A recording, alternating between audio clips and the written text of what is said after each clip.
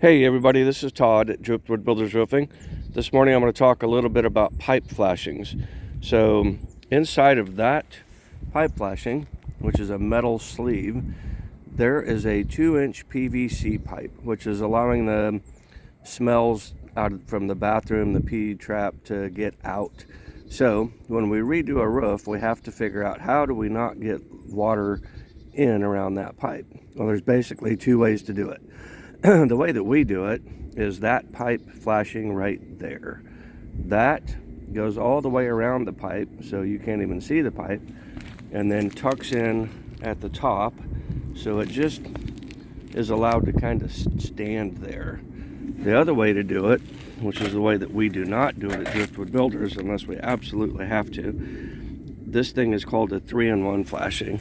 So basically it does the same thing, and it does keep the water out, but this little rubber gasket right here, that's what the pipe goes through. So that pipe comes up through this hole, sticks up here, and that rubber gasket has to hold on to that pipe.